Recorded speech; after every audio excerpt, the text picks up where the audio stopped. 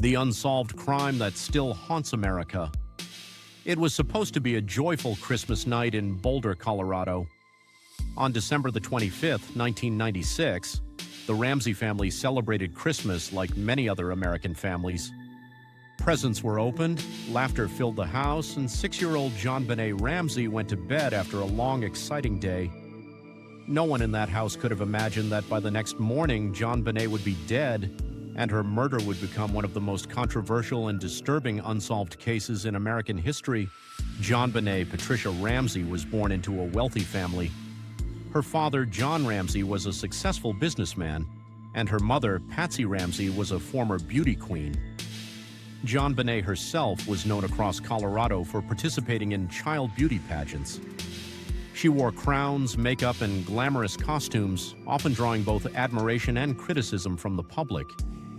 To some, she was a talented little girl enjoying the spotlight.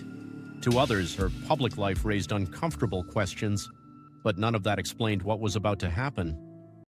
On Christmas Day, the Ramsey family attended a holiday party at a friend's home.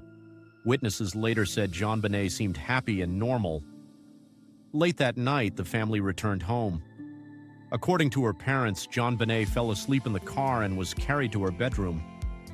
That moment, they claimed, was the last time they ever saw her alive. Early the next morning, December 26th, Patsy Ramsey woke up and went downstairs. What she discovered would change everything. Lying on the staircase was a handwritten ransom note. It wasn't short, it wasn't rushed.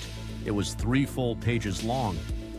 The note claimed that JonBenét had been kidnapped by a foreign faction and demanded a ransom of exactly $118,000. The amount was oddly specific. It matched John Ramsey's recent Christmas bonus. The note warned the family not to contact the police and promised that JonBenét would be returned safely if the instructions were followed. Panicked and terrified, Patsy immediately called 911. Her voice trembled as she told the operator that her daughter had been kidnapped. Police arrived at the Ramsey home within minutes, but from that moment on, a series of mistakes would haunt the investigation forever. Instead of sealing the house as a crime scene, officers allowed friends, neighbors, and family members to enter freely. People walked through rooms, cleaned surfaces, and moved objects. Evidence was unknowingly destroyed. Officers searched the house, but shockingly, they failed to fully inspect the basement. Hours passed. The ransom call never came. Anxiety grew. Eventually, police asked John Ramsey and a family friend to search the house again, just in case something had been missed. John went to the basement. There, in a small, dark storage room, he made a horrifying discovery. JonBenét's body was lying on the floor. She had not been kidnapped. She had never left the house. JonBenét was dead. Her hands were tied above her head. Tape covered her mouth. A cord was tightly wrapped around her neck.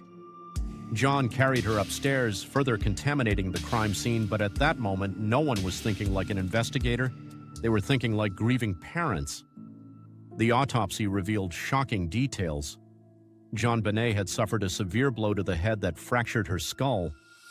Medical experts concluded that she was still alive when she was strangled. This was not an accident. This was a brutal, intentional killing. Investigators now faced a terrifying question. Who could do this to a child inside her own home on Christmas night? Attention quickly turned to the Ramsey family themselves.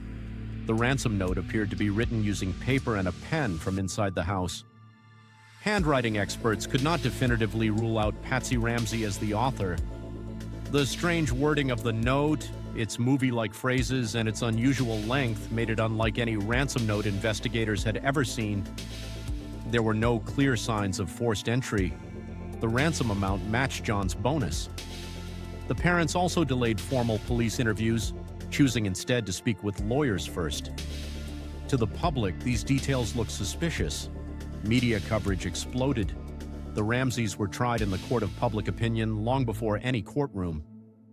Another theory soon emerged, one that shocked the nation even more. Investigators and media began to question whether JonBenét's older brother, Burke, could have been involved.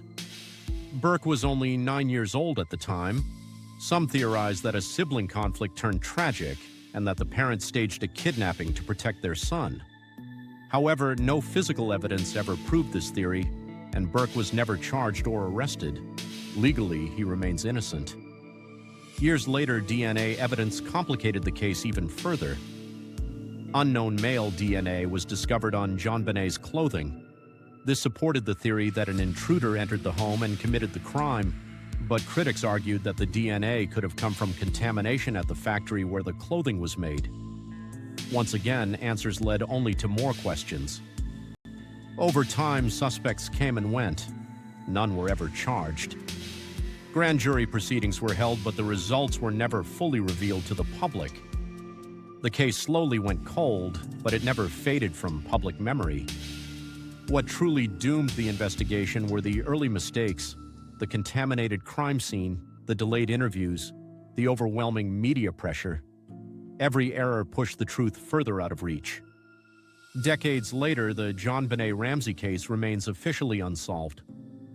JonBenét never received justice. There was no arrest, no trial, no conviction, only theories, accusations, and unanswered questions. Nearly 30 years later, America is still asking the same question it asked on that cold December morning in 1996. Who killed JonBenét Ramsey, and will the truth ever come out?